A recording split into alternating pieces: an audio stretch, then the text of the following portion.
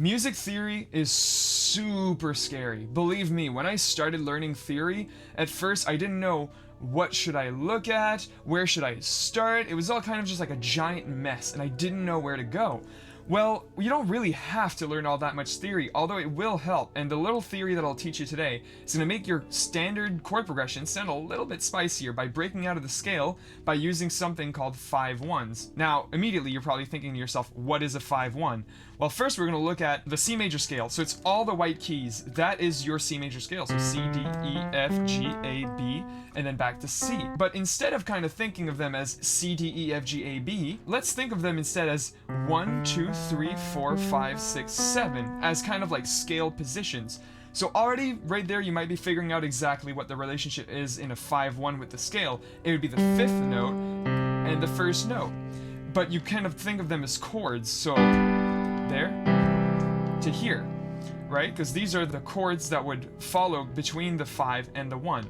What you're going to do is essentially use that kind of progression or that resolve to make every single chord sound a little bit more impactful. What we're going to do is we're going to take a standard C chord progression. So we're going to start with the C, and everything else is going to be in the white keys. Remember, that is your C major scale. So anything that touches the black keys is technically breaking out of the scale. This is going to be the first progression we're going to be working with. So C.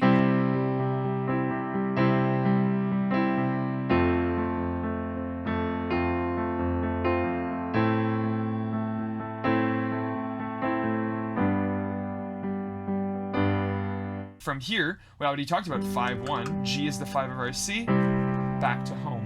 So what can we do to make that sound better? Because right now it sounds good, don't get me wrong, it's like scientifically good. We're just following every note of the scale, but it's not super special. There's nothing like gripping about it. So we're gonna look at every single chords and add the 5 of that chord, regardless of if it's in the scale or not. And the 5 is always gonna be major, by the way, which means we're gonna be adding some of those black keys here. So already we go from C, we're not gonna alter that one because it's our first chord in our chord progression, and then going to F. So F is already kind of a 5 in terms of relationship between the C. Now, if you look at the scale, 1, 2, 3, 4, it's actually the 4th note. But if you go from F to 1, 2, 3, 4, 5, C is actually the 5 of F. So instead we can kind of think of this as, instead of a C and then jumping to the 4th, which is an F, we can think of it as like a 5/1 in F major. Here, and then what we're going to do is from F, the next chord is an A minor. Now, how can we smoothly reach there using 5/1s? Well, we can look at that next chord, right? The A minor that we're about to hit. And what is the 5th of that? Well, in this case, it's an E. So what we're going to do, we're going to go back to F, and then we're going to go E major, and then A minor. So already, if I play that with the C,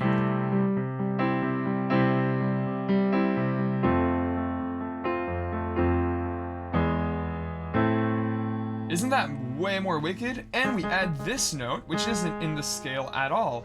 This is actually an A flat, and we already said any black notes are breaking out of the scale. And our next chord is a G, which is only a second apart. So how can we make that sound interesting? Well, again, we're gonna look at 5/1. So what is our next chord? G. Our next chord, the 5 of that would be a D. So we're gonna go from A minor to D to G. And then from G to C is already a 5/1. So now we added a bunch of non-diatonic chords. We added this time this note, a G flat. We're already kind of breaking out of the scale that way, and it's adding a lot of interest to the chord progression. So let me play it from start to finish. First I'll play it without the changes, and then with the changes. So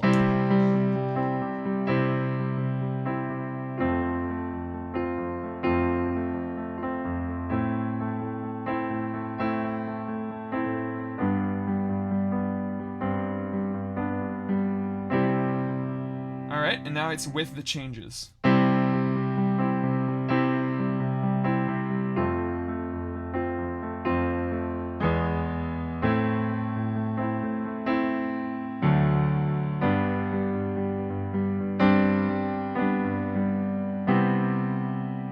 Isn't that way more wicked? And it's a really simple trick that it doesn't take a lot of theory, and adding those 5/1s, it sounds almost like your chord progression has a little bit more personality.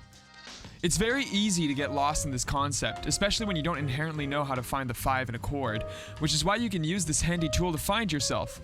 If you want, for example, to find the 5 of G, all you have to do is find the chord and take the next chord to its right.